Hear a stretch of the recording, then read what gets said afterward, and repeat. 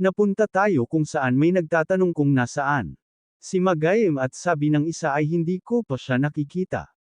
Simula pa kanina sinagot naman ito ng isa tinawag siya ng supervisor sa woodworking room at humingi ng tulong. Para lumanas sabi ng isa ng ganitong oras tumayon man si Cha Ju-yang at tinawag nito ang gwardya sabi. Naman ng gwardya ikaw na naman at sabi ng isa mukhang mag-o-order na naman siya ng pizza at sabi ng isa hindi. Manok naman ngayon at nang sinabi ni Cha Ju-yang na buksan ang pinto ang mga kasama niya naman ay nawala. Ang paglalaway sa mga iniisip nilang pagkain at nabigla rin sila at sabi ng gwardya anong sinabi mo na balik naman tayo kung saan sinasabi ni Cha Ju-yang kay Ma.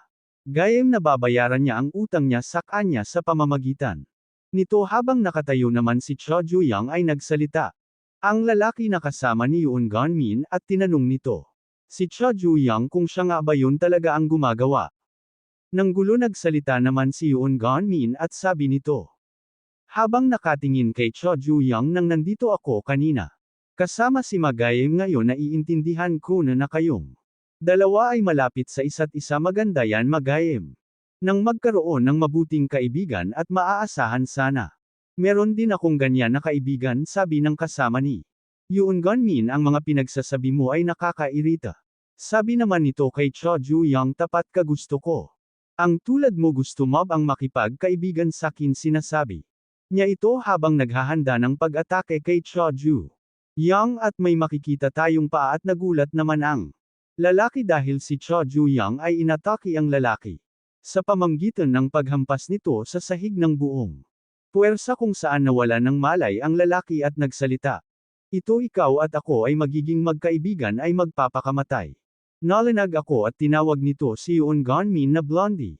Habang sa mukha naman ni Yoon Gun-min ay makikita natin na kinakabahan ito at natatakot at tinanong ni Cha Ju-yang kung bakit niya ito ginagawa ito ay kalabisan na ito at sabi ni Yoon Gun-min ano kalabisan ba ni biro mo ba ako habang sinisisi parent nito si Magayem na dahil daw sa kanya ay mayroon siyang mga pinagdaanan na mahihirap sa kanyang buhay at sabi pa nito alam mo ba na dahil sa pagpapanggap niyang kaibigan ko at tinatraidor ako habang nakatalikod ako ay hindi ko matanggap na para bang ahas na pwede akong tuklawin at patawin ano mang oras at sabi nito kay Cha Ju-yang kung kaya dapat mag-ingat Karen sa kanya kapag kasama mo si Magayem. At makikita natin na tumayo na ang lalaki at hinawakan nito at si Cha Ju-yang habang sinasabi nito akala mo ba na ganun mo lang ako kadali mapapatamba ang lahat. Nang ito ay para dito at habang si Cha Ju-yang naman ay nagpupumumiglas at sabi ni Yoon Gun-min ganyan. Nga sirain mo na siya at tinanong naman ng lalaki si Cha Ju-yang kung gusto niya ba daw makipagkaibigan. Sa kanya habang sa isip naman Cha Ju-yang ang grave na ito ay hindi biro hindi ako dito basta-bastang makakatakas.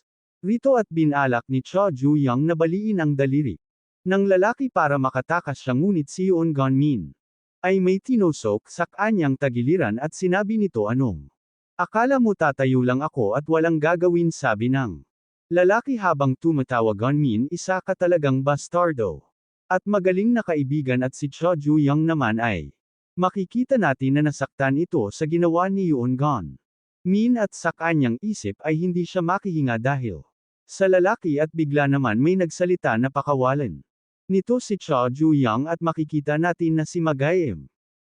Ito at habang may hawak-hawak itong kadina na nasa leeg ng lalaki habang si Yoon Gun-min naman ay nagtataka kung kailan pa nakalabas si Magayem at paano nito nasira ang lock at naisip nito ang pag-atake ni Cha Ju-yang.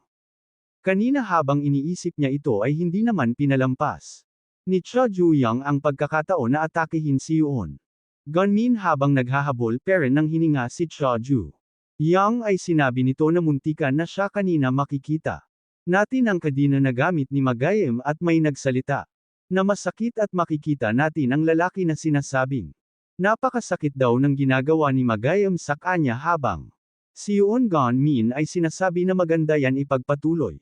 Mulang ang pagpuwersa sa kanya at nagsalita si Ma. Gayo sinabi ko na sayo na kung gagamit ka ng puwersa, ang leeg mo ay mababali at makikita natin na ang paa ni Magayem ay nasa ulo ng lalaki habang hawak-hawak niya amang kadina at tila ba unti-unti nang nawawalan ng malay ang lalaki at may makikita tayo na may umaagos na dugo sa Kaden ang ginamit ni Magayem at sabi ni Magayem, huwag ka nang magpumiglas kung ayaw mong mamatay. At tuluyan nang nawalan ng malay ang lalaki at bumagsak. Sa sahig si Magayem naman ay nakahinga na si Magayem. At habang tinatitigan naman ni Cho Juyang ang nakahandusay, nakatawa ng lalaki sa sahig ay bigla naman tinignan ni Magayem si Yoon Gonmin at lumapit ito at sabi, "Pani Yoon Gonmin na siya ang biktima rito nangyari. Ito dahil sa iyo patuloy parent nitong sinisisi si Ma Gayem sa mga nangyari sa kanya at sinabi nito ang lahat. Nang yon ay self-defense lang kahit siya naman ang nagsimula.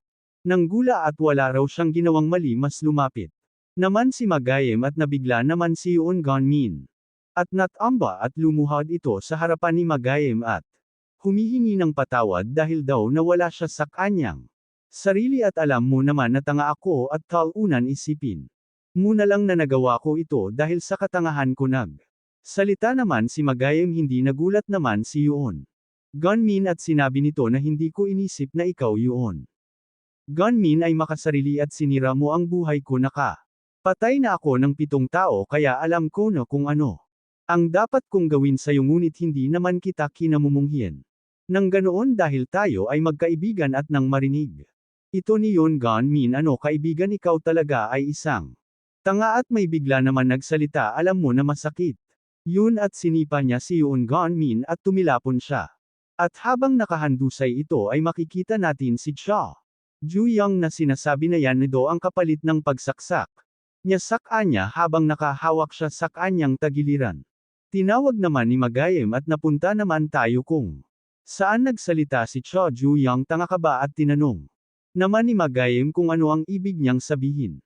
At sabi ni Cho Juyang ang isang mamamatay tao na pumatay ng 7 tayo ay takot sa mga mahihinang tulad nila tinanggi naman ni Magayem na takot siya at sabi ni Cho Juyang alam ko nagulat naman si Magayem at sabi pa ni Cho Juyang hindi ko alam kung ano ang nangyari sa inyong dalawa kung bakit kayo nagkaganito. Ngunit hindi ko naman tinuturing kalaban ang lalaking yun naging seryoso naman si Magayem at si Cho Juyang naman ay hawak-hawak parent nito ang kanyang tagiliran. Dahil sumasakit parent ito at nagpasalamat si Magayem sa kanya sa pagtulong nito at sabi naman ni Cho Juyang ay wag mo na yung isipin pa at napuntayo kung saan may nagsalita at nagulat naman si Magayem kung kailan pa dumating ang lalaki at nagsalita ito bakit umalis nang walang pahintulot alam mo ba kung gaano ako natakot na may ipis doon at inatake nito si Yoon Gonmin na walang malay at habang walang tigil nitong pinagsusuntok ito at sabi nito alam mo ba na takot ako dahil walang pwedeng hamili sa ipis akala ko mamamatay na ako sa takot at makikita natin na may nagsitilsikan na mga dugo at gulat naman si Cho Juyang at Magayem sa mga nasasaksihan nila nang matapos na ang lalaki ay tila ba nandiri ito dahil sa dugo na tumalsik sa kanyang mukha at sabi pa nito na napakadumi niya na at baka may mga bakterya ito at nagulat naman si Cho Juyang dahil bigla na lang hinawakan ng lalaki ang damit niya at pinunos nito ang kanyang mukha para maalis ang dugo at tinanong nito kung malinis ba ang damit ni Cho Juyang.